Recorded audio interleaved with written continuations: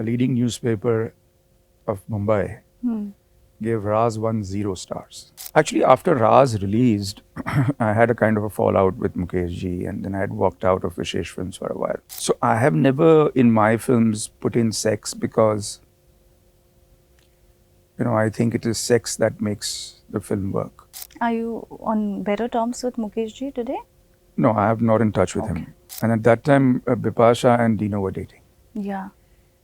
So Dino said, why don't you meet Bipasha? And Bipasha is crying and Dino is unhappy. And was Rani upset when Mona Shetty dubbed for her? Yeah, I found that out later. Kasoor sequel, I don't understand what's going on. Do you wish that you could have directed the sequel to at least Awara Pagal Deewana? No, I don't actually. And I don't think I kind of make the kind of films that Alia Bhatt would be interested in. I think the most memed film is Raaz. Every few months I hear, "Mere itne kareeb mat aana." Jal jaoge.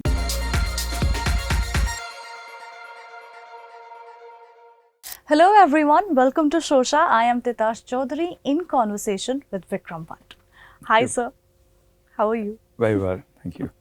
So, you're shooting right now for something. Can you tell us which set are we on?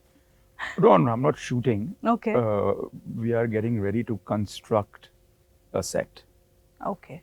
So as you can see, there are these lines and that's Markers, where that's where the walls are going to come up. And okay. in the language of setting, it's called "Aaj line dori ka din hai."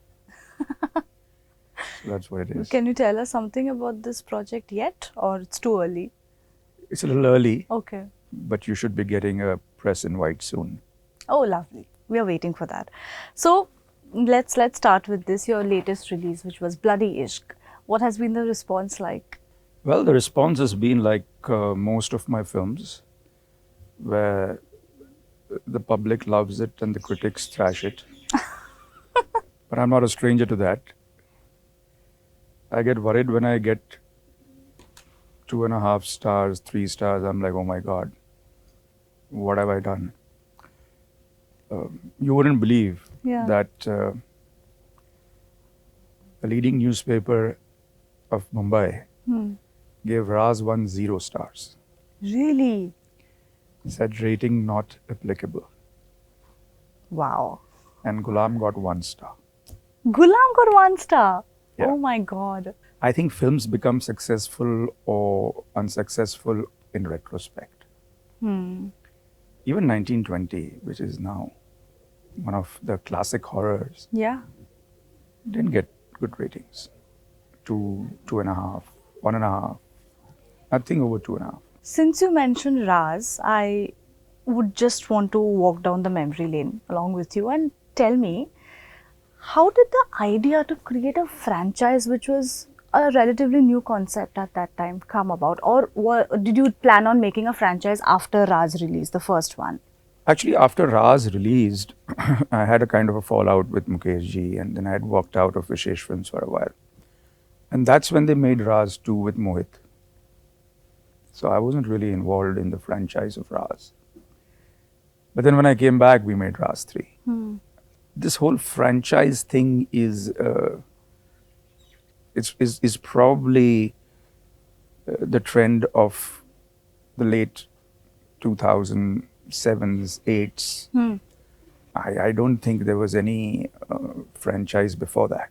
However successful a film was, there was never a franchise. You never heard of Amar Akbar Anthony 2 or Diwar 2 or Zanjeer 2 or Sholay 3 or, that never happened. But I think, this is something that is a very new thing. It's probably just a decade or so old. Oh, then it was, you're saying the producers took that call to take the franchise ahead. Correct. Okay. But, it also sort of started this trend of horror as a genre. Horror plus sex. What was the initial reaction like from, let's say, the fraternity? Do you think they were taken a little aback with horror? When I think horror, I think you're referring more to Ragini, MMS and films like that. Yeah, okay. No, but I'm talking about Raaz. It's sort of Raaz was never set the called. precedent in a way. But see, Raaz was about a man who has this torrid physical relationship with another woman. And then the wife finds it hard to forgive him. Yeah. Now, she wasn't going to find it hard to forgive him if he had coffee with her. It was obvious that he had spent a few days of rollicking sex with her. Yeah. And if you didn't have at least a taste of that rollicking sex for the audience to see, how was it going to work? How was Malini's obsession going to work? You know, it's like you can't take away the sex scenes from Fatal Attraction with Glenn Close Absolutely. and Michael Douglas. They are a part of the film. Yeah. So I think we can call a film Horex if the sex is unnecessary or not integral to the plot. Like in 1920, there is no sex Yeah. because there wasn't any required. So I have, no, there was in Haunted. Yeah. There was a rape scene, but that was what the girl is being subjected to. Yeah. So I have never in my films put in sex because, you know, I think it is sex that makes the film work. And more so in times today, I think, you know, the data is available to everyone. And data is so cheap that Yeah. you can go to any porn site and have your hearts fill. Why would you spend money on a ticket? You know, you might as well go there and watch a film or a story. You just mentioned that, following Raaz, you weren't working with Vishesh Films for a while. And then, Raaz 2, the reins were taken, from you by Mohit Suri. Do you regret those years of not working with Mahesh Bhatt, who you consider your guru? Yeah, so it was a more than a lover's tiff. Okay. I don't even remember why it happened or what happened, but somewhere I feel whatever happened, as someone who was his disciple, I take the responsibility of not having gone to my guru and cleared the air, which is why I went to him and told him that regardless of what happened, I might have felt bad. It could have been someone's fault, this one's fault, that one's fault. When you work together for years and years, there's bound to be things said to each other, emotions that have fermented over time. But I should have been mature enough to see beyond. Are you saying that this sort of stemmed from professional differences alone? I don't think it stemmed from professional differences because Bhatt Sahab is the kind of person where he gives the director complete freedom. And he never looked over my shoulder and told me what to do. When I look back, I think the problems were more with Mukesh than they were with Bhatt Sahab. Okay. But it's water under the bridge.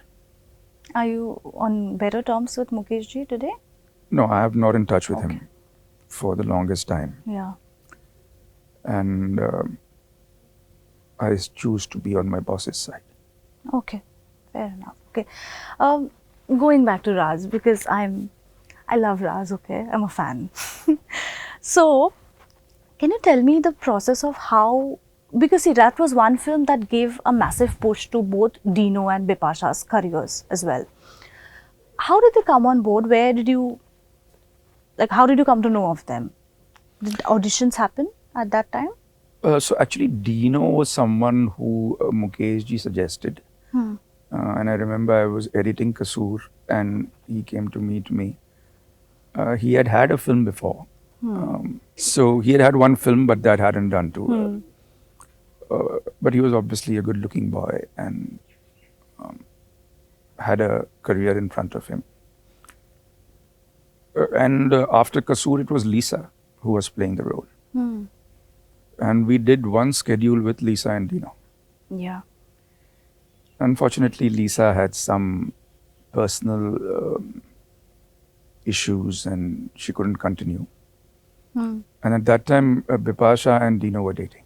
Yeah. So Dino said, why don't you meet Bipasha? She might be good for it.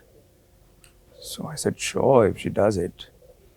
And at that time, I think she was also doing a film called Ajnabi with Abbas Mastan. That was written by a senior colleague of mine, Robin Bhatt, who's a writer. So I called up Robin Bhatt and I said, how is she in the film? And he said, she's very good. She's good talent. So I narrated the film to her. She was on board. And that was Raaz. So I remember Dino in an interview saying that while, yes, we were dating during Raaz, I think the relationship also fell apart during the process of the shoot. Did that ever come in the way of work? I just remember a tragicom situation where we were shooting their Shadi ka song. Oh no. Okay, apne shadi ke din ab nahi dur hai, and they're both fighting. And Bipasha is crying, and Dino is unhappy, and I'm talking to the both of them, and I'm saying, guys, listen, we're shooting a shadi ka song. You can't fight. Why can't you just suspend, like ceasefire for 2 days or something like that? And then we had lunch together. But it was falling apart. And see, I'm not the kind of person who goes into the personal lives of my actors. So if you ask me what happened, what transpired, no, I'm not asking. I mean, I wouldn't know. Yeah. But obviously it was falling apart. And then soon after Raaz, it completely fell apart. Yeah, okay. Then you also assisted on Hum Hai Rahi Pyar Ke. Yeah. Was that the set where you actually had that equation with Aamir wherein you could eventually go and offer him Ghulam? No, okay, so Ghulam is a twisted story. I started working with Aamir during Dil Hai Ke Manta Nahi. Oh, okay. Then Hum Hai Rahi Pyar Ke. Then I got offered his brother's film, Madhosh. Okay.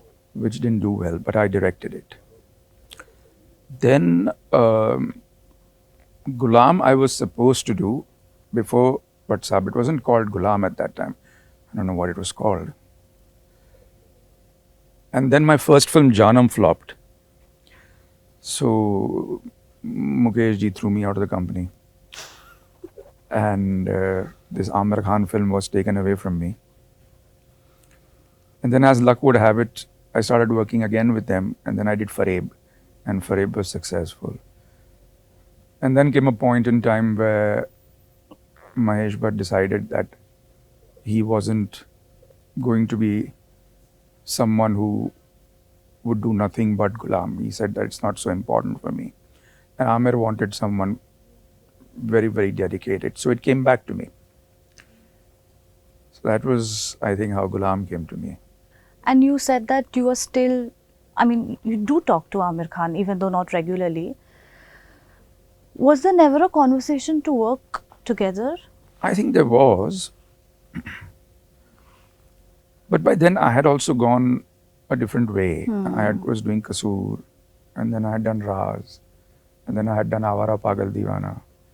And then by then, I think after Lagan, Aamir took a break. Also, I don't think I'm the kind of director who can endlessly wait for an actor's nod. Yeah. Whoever it is. Because I'm very impatient to make a film. So, the opportunity never came up again. And was Rani upset when Mona Shetty dubbed for her? Yeah, I found that out later. That she was very upset.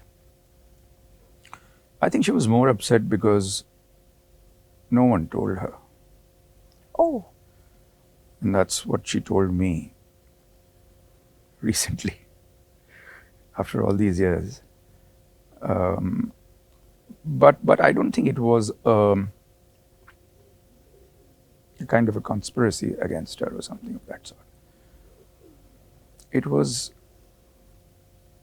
a conversation during the making. So, here's the thing. Pooja was first in the film. And then Pooja left the film when Mahesh Bhatt left the film. And then we took Rani. And so there was a lot of pressure around that character. And now it's years ago, but I remember a faint conversation. I mean, I remember faintly a conversation that said, "Arey yaar, lekin uski awaaz," and someone said, "Arey dub kar lenge," and so it was always taken for granted कि dub kar lenge. So I don't think it was something that pointedly came up once the film was over. It was something that we had kind of come to terms with during the making of the film. And somehow we didn't question it. Whether we should have, we should have. Whether we should have given her a chance at the mic, we should have. It could have probably been much better. Yeah. But like they say, if you could bottle retrospect, you would be a millionaire. Absolutely. So hindsight is something you can't sell. Speaking of dubbing, I had heard this that you had dubbed for Imran in Footpath. Yeah.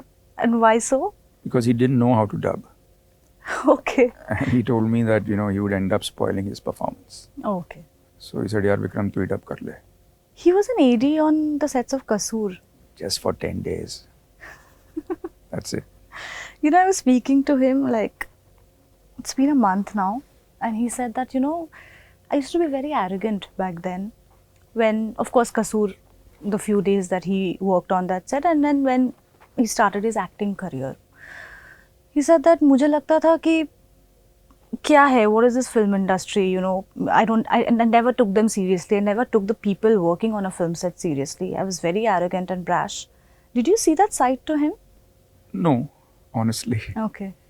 It never came out with me. He's someone who's been aloof, but he's years junior to me.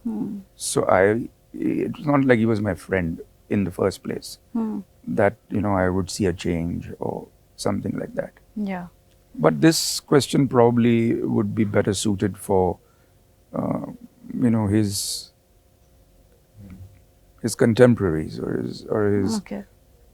age group guys, like maybe Mohit Suri or, people of his age who he's worked with. So two of your films, Kasur and Awara Pagal Deewana, reportedly getting sequels. Kasur sequel, I don't understand what's going on because actually it belongs to Mukesh Bhatt. And I believe someone else is making it. So I don't know how that person got the title. But all the best to them. And all the best to Feroz always. Do you wish that you could have directed the sequel to at least Awara Pagal Deewana? No, I don't actually. I'm not in that place in my mind. Awara Pagal Deewana was in 2002. This is 22 years later. Yeah. I'm not the same man. A lot has changed. So, I do want to break new grounds. And that's what I'm going to work on. And that's what I've been working on. Bloody Ishq was probably one of the last films that I had started and had to finish till I started a new chapter. And now I'm looking forward to the new chapter. Will this new chapter have a comedy film at least for us? Yes, it does. Oh, really? That's great news. Apart from your work, you have constantly made headlines for your personal life. Yeah. How much did that bother you? Did it annoy you after a point of time? See, the future is nothing but the choices that you make. It's a consequence of your choices. I have been someone who always wore my heart on my sleeve and I never lied about being in a relationship. Hid. I was what I was. And there was nothing to be harassed. I mean, it was a choice I had made. If you make a choice of dating a celebrity, then chances are that you're going to be written about. Thank God there was no paparazzi Yeah. in that time. But you could have gotten papped as well. And you wouldn't have wanted that? It's not a question about wanting or not wanting. It's just that that's the choice you've made. Was there ever a plan to direct Alia Bhatt because you're so close to her father? I think her father and we share a relationship which is exclusive, and it doesn't include my family or his family. Okay. And I don't think I kind of make the kind of films that Alia Bhatt would be interested in. Okay. And of course, she's got her own universe and her own choices. And I have never gone to Bhatt Sahab and said, let's and get Alia for this role. I think our relationship is not that. Do you laugh at the "aap mujhe अच्छे लगने लगे" memes though? They're funny. I think the most memed film is Raaz. Every few months I hear, मेरे इतने करीब मत आना. जल जाओगे. मैं तुम्हें बर्बाद कर दूंगी. मैं बर्बाद होना चाहता हूँ. Somehow fits in every situation. I consider memes also flattery. Sure. It has stood the time, even if it's stood the time of being ridiculous, it still stood the test of time. It did. It also shows, the impact that it has really left. Those films have left. It's true. Yes. Great. Thank you. Thank you. For this chat. I look forward to what Vikram Bhatt 2.0 does. I don't know what 2.0. I would call it a flow. Even rivers change their names once, from places to places. They are called different things. So as, you start by being a gurgling brook, and then a stream and a river, and then now probably I'm in a placid phase where I'm moving towards the sea. Great, but every journey is beautiful. And it is, indeed. Yeah. Good luck to you. More power to you. Thank you. Thank you. Namaskar, this is Vikram Bhatt and you're watching me on News 18.